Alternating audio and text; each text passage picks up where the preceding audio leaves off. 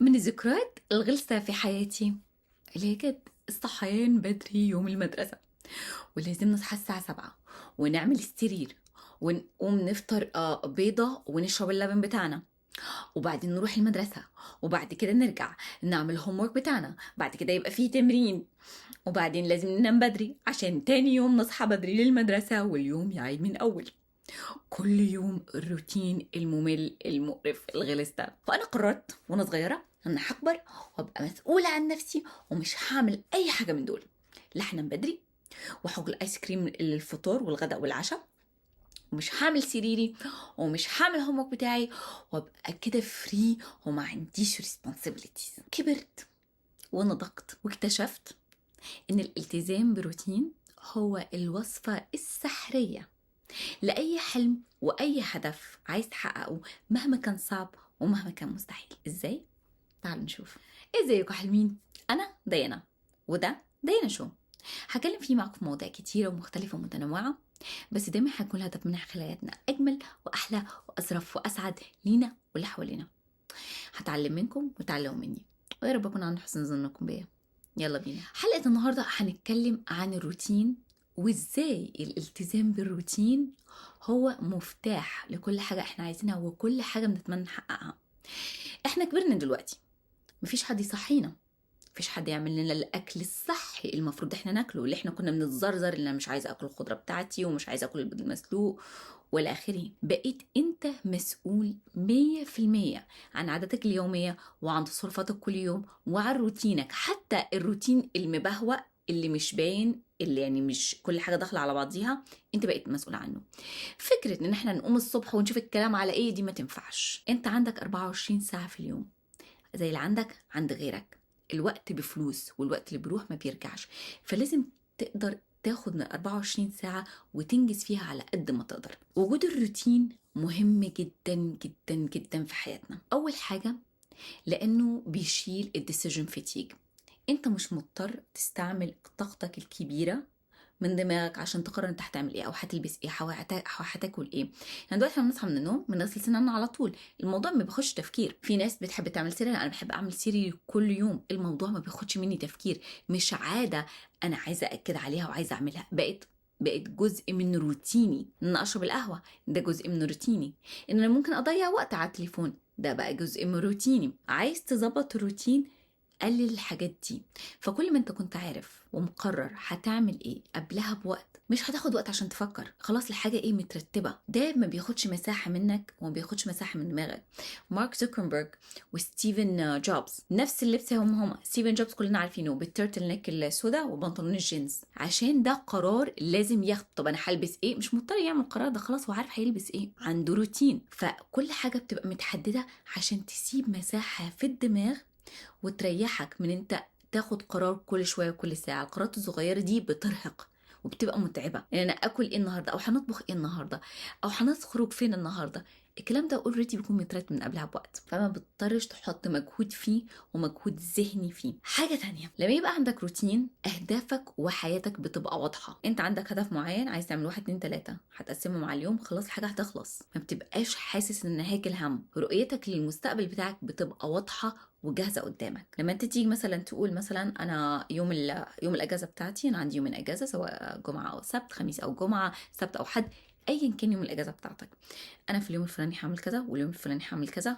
واليوم التاني هعمل كذا. فحياتك واهدافك بتبقى واضحه، الرؤيه بتبقى قدامك ايه باينه، وانت عندك التحكم انا هعمل ايه النهارده. ما بتبقاش الظروف او اي حاجه من بره هي اللي بتمشي يومك وهي اللي بتصير يومك هيكون ازاي. تالت حاجه ودي مهمه للستات، احنا عندنا كلنا جوانا عندنا طاقه ذكوريه وطاقه انثويه. الطاقه الذكوريه المسؤوله عن التنفيذ والتودو ليست، وعايزه اخلص ده النهارده وعايزه اخلص اعمل كذا، فهي طاقه ايه التخطيط والتنفيذ. لما الست تكون في حاله تخطيط وتنفيذ طول الوقت، طب هتكون في الطاقه الانثويه بتاعتها ازاي؟ الروتين بيخلق مساحه الراحه دي.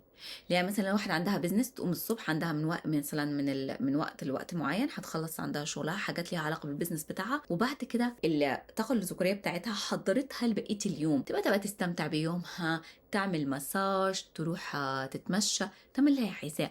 بتخرج من حاله التودو لحالة التو بي. فعشان كده الروتين مهم جدا جدا للست، لان هي دي الطاقة الذكورية اللي بتسمح لها وبتديها المساحة انها تكون في طاقتها الأنثوية اللي هي بتبدع وبتفكر فيها بطريقة إبداعية، وبتقدر تخلق عندها أفكار، بتشيل منها الاسترس بتاع إن أنا لازم أخد قرارات. ما أكتر حاجات مزعجة أنا بالنسبة لي يعني كبنت، أنا لما مثلا أروح حتة وبقى أنا المسؤولة عن تخطيط اليوم والبلان، لا هنعمل كذا من الساعة كذا وهنسوي كذا من الساعة كذا وهنكون في المكان ده وهناكل كده، الموضوع بالنسبة لي مرهق كست. أنا مش عايزة أخد القرار دي، مش عايزة أخطط، مش عايزة أعمل البلانز دي، عايزة حد تاني يعمل الكلام ده، يبقى حد تاني سايق. فأنت الستات لما بيبقى عندك روتين فأنت بتريحي نفسك وبتدي لنفسك مجال ان انت تكوني بطاقتك الانثويه كامله. الروتين بيبني الثقه في النفس. لما مثلا اقول انا بكره هطلع اتمشى مثلا 20 دقيقه، وطلعت واتمشيت 20 دقيقه، دي خطوه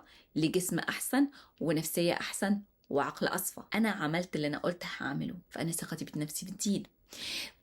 كتير مننا وانا واحده كمان يعني عملت كده، بنقعد نحكم على الناس المفروض يعملوا كذا والمفروض يسووا كذا والمفروض يكون عندهم عزيمه ويكون عندهم ويل باور الى اخره الى اخره.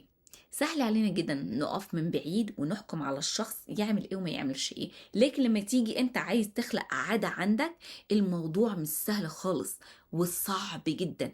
علشان كده لما بيبقى عندك روتين وبتبقى ملتزم بيه ده بيزيد ثقتك في نفسك. انا بقول حاجه بعملها، عندي روتين، عندي حاجتي اعملها الصبح انا بعملها، فبتبقى عندك ثقه بقراراتك عشان عندك ثقه بروتينك. الروتين عبارة عن 1% كل يوم، 1% يبقى 2%، وال2% بتبقى 4%، وال4% بتبقى 8%.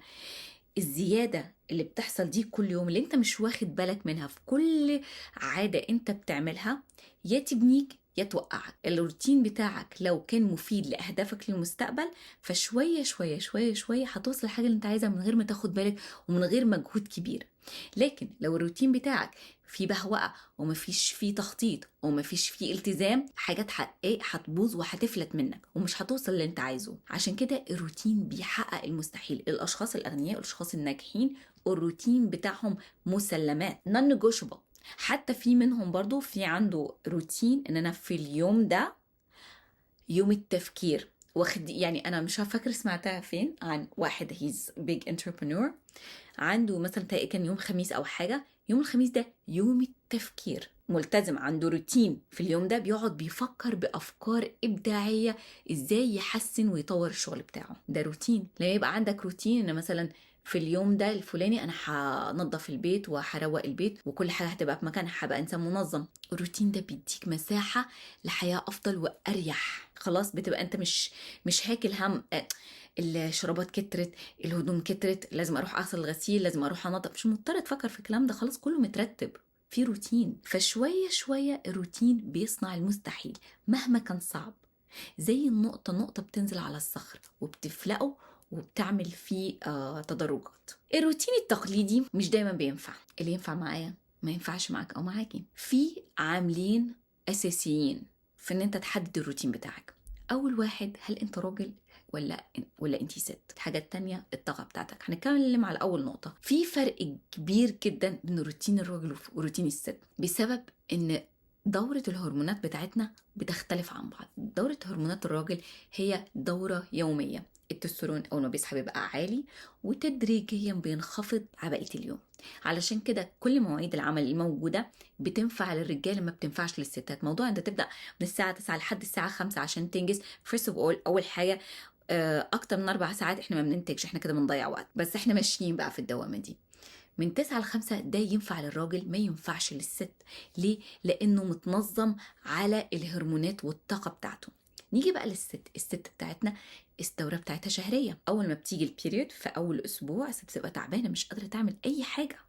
ما ينفعش نتوقع منها انها تنجز وتبدع بنفس الكواليتي وبنفس الانتاجيه والكفاءه بتاعت تاني او تالت اسبوع. لان تاني اسبوع بيكون مثلا follicular phase وتالت اسبوع بيبقى الاوفيوليشن فيز. ففي الاسبوعين دول بتحس الست عندها نشاط كبير قوي. ندخل بقى ايه على اللوتيال فيز. اللوتيل فيز تحس بقى ايه؟ الهرمونات بدات تنزل وبدانا نتعب. طب انا مش عارفه اعمل الحاجات اللي كنت بعملها من اسبوع، يا رب انا عيانه، انا مش مظبوطه، وساعتها بنحس بالذنب. الموضوع ملوش اي علاقه بان انت عندك عزيمه وعندك ويل باور ولا لا، الموضوع له علاقه بهرموناتك. طاقتك بتتغير على مدار الشهر. فالرجاله اللي ينفع ليهم ما ينفعش لينا. انت تصحى الصبح واقوم واجري واشرب البروتين شيك واعمل كولد بلانج واخد شاور واروح اخلص شغل كده من اول النهار، يمشي مع الراجل لكن ما يمشيش مع الست.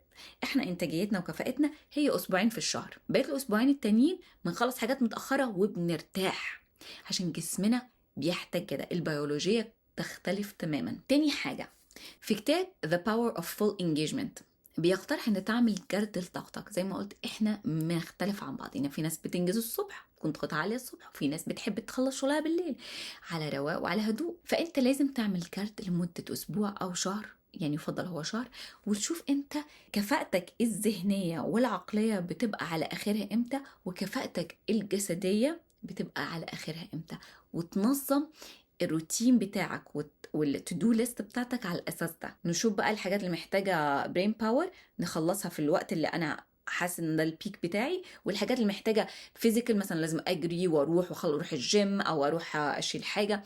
اي حاجه تحتاج مجهود جسدي ليها وقت تاني. انت مش مضطر تستخدم دماغك في الوقت ده. في الوقت المستخدم تستخدم فيه دماغك مش مضطر تستخدم فيه جسمك. فترتب اولوياتك والمهام بتاعتك على اساس الطاقه. فكره ان احنا نعمل تنظيم للوقت دي بقت فكره قديمه ما عادتش تنفع. احنا دلوقتي بننظم الطاقه بتاعتنا، ده اللي ينفع وده اللي يمشي. دلوقتي عشان اديك كده مختصر مفيد، نتكلم مثلا عن روتين للرجاله. خليك ثابت: الصبح شغل وتمرين، والظهر شغل روتيني، وبالليل ترتاح وتريلاكس بقى. ده يمشي عليك كل يوم عادي. انت ممكن تعمل نفس الشيء كل يوم ما يأثرش عليك. الست بقى عندك في فترة البيريد اللي هي خلاص بيبقى اول اسبوع في البيريد او الاسبوع في السايكل ده، بنكون تعبانين ومحتاجين لراحة وعناية جسدية ونفسية كبيرة. اسمعي لجسمك، ما تحاوليش يعني تزق في جبل في الفترة دي، مش هيحصل، ومش هتتحركي خطوة لقدام، وحتى لو اتحركتي هتبقى خطوات ضعيفة، وما تحسيش بالذنب لان من جسمك محتاج كده. ندخل بقى ايه على الفوليكولر فيز. ده بقى بتبدأ ايه الاستروجين يعلى شوية، نبدع نعمل البروجكتس بتاعتنا، الافكار بتبقى فظيعه. بحس ان ايه هاخد يعني I'm gonna take over the world، انا هعمل اللي ما يتعملش. تالت اسبوع الافيوليشن، علاقاتنا واجتماعياتنا بتبقى احسن بكتير. ببقى عندي طولة بال، ببقى عارفة اتكلم، ببقى عارفة اضحك، ببقى عارفة اخد ودي مع الناس اللي معايا. السوشيال سكيلز بتبقى ممتازه قوي. ندخل بقى في اللوتيل فيز اللي هو البي ام اس بيريد، قبل البيريد ده بيبقى اخر اسبوع، اللي هي لو حد فيه يكلمني انا ممكن اهبش فيه عادي، وبيبقى جسمك محتاج انك تاكلي كتير، فما تحسيش بالذنب ان انت بتاكلي. في الفتره دي بتحاولي تخلصي الحاجات اللي انت بداتيها في الفولكيولر فيز. بداتي في المشروع ده وشغاله فيه شويه شويه شويه، وصلنا عن اللوتيل نخلص بقى الحاجه اللي بدأناها. ما تبدايش حاجه جديده، مش هتقدري. الكفاءه العقليه والكفاءه الجسديه مش هتساعدك كتير، فتخلصي اللي وراكي عشان انتي داخله على مرحله راحه اول ما الفيز ده يخلص. الروتين المنضبط مش معناه ان احنا في تكنه عسكريه ولازم زي الجيش بقى نعمل كل حاجه. ان ممكن تجرب حاجه وما تنفعش معاك، تجرب حاجه تانية وما تنفعش معاك. ده غير كمان احتياجاتنا بتتغير مع السن. اللي انا كنت اقدر اكله زمان ما اقدرش اكله دلوقتي، جسمي ما عادش يتجاوب معاه. فالروتين بتاعي لازم يتوافق مع احتياجاتي الحاليه. اللي كان يمشي زمان ما يمشيش دلوقتي. ممكن زمان كنت اقدر اشرب لبن، دلوقتي ما اقدرش اشرب لبن.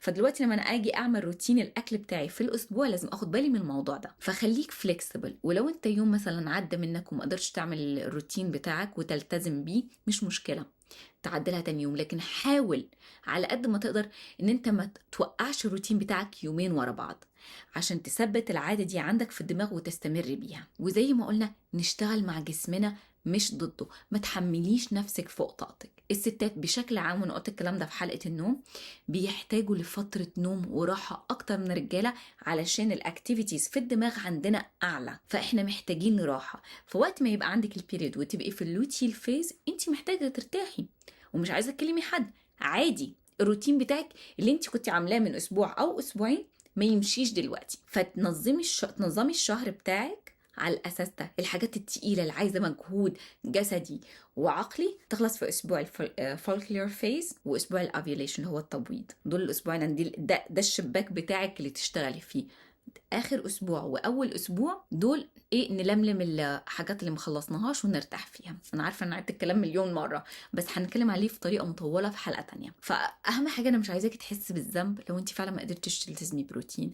واحنا وافهمي حاجه دلوقتي كمان، مواعيد العمل واللايف ستايل بشكل عام مخصص ومصمم للرجاله مش للستات. فخلي بالك من النقطه دي، احنا ما نقدرش نعمل الشغل الرجاله بيعملوه، هم ما يقدرش يعملوا الشغل اللي احنا بنعمله. فخلي ده بعين الاعتبار لما تحسي مثلا انت قصرتي في حاجه او ما قدرتيش تعمليها في وقت معين. جسمك محتاج يرتاح عادي، بس لازم يكون عندك روتين، عشان الروتين ده اللي بيديك المساحه انت تكوني في طاقتك الانثويه وتبدعي وتبتكري وتطلعي احسن ما عندك. الالتزام بروتين على قد ما هو مقرف وغلس، لكن هو من احد اساليب حب الذات، من احد يعني لاكتر الاساليب المهمه اللي ما فيش فيها نقاش. لما انت تعمل حاجه النهارده انت مش عايز تعملها عشان مستقبلك، نفسك اللي في المستقبل هتشكرك عليها. لما انت مثلا تطلع وتمشي او تجري او تروح الجيم او تعمل حاجه انت مزرزراك النهارده في روتينك، المستقبل بتاعك اللي هيكون صحي وجامد وقادر يعمل حاجات كتيره هيشكرك على الوقت اللي انت التزمت فيه بالروتين ده. ما حدش هيجي يساعدنا، nobody's coming، ومفيش ماما ومفيش بابا يجي يعمل لنا السندوتشات ويصحونا ويقول انت مسؤول عن نفسك مسؤولية تامة، انت مع نفسك. فانت تربي نفسك وتشوف هتعمل ايه. وافتكر ال 24 ساعة اللي عندي هي اللي عندك، هي اللي عند اتخن واجمد واغنى واحد في الدنيا، زي اللي عنده عندي. لكن الفرق بين اللي عندي واللي عنده ان هو عنده روتين وملتزم بيه وانا مش ملتزمه بيه، عشان كده هو وصل اللي هو وصل له وانا لسه بحاول اوصل. اتمنى الحلقه دي تكون عجبتكم، واتمنى ان الفكره وصلت، واتمنى انها فعلا تحسن حياتكم، وتاخدوا موضوع الروتين اليومي ده بشكل فعلا فعلا جدي. ما تقومش الصبح وتقول انا هشوف الكلام على ايه وهنمشي الدنيا. لا، انت عندك الكنترول. لو انت ما عندكش روتين وما بتحققش احلامك، اوعدك ان انت بتحقق احلام حد تاني عنده روتين. فنخلي بالنا من النقطه دي. اشوفكم الحلقه الجايه، يا رب الحلقه تكون عجبتكم، ولو عجبتكم اعملوا لي لايك سبسكرايب وشير وفعلوا الجرس عشان اي حلقه تيجي واي حاجه نزل، عشان بنزل كمان شورتس تبقوا تشوفوها.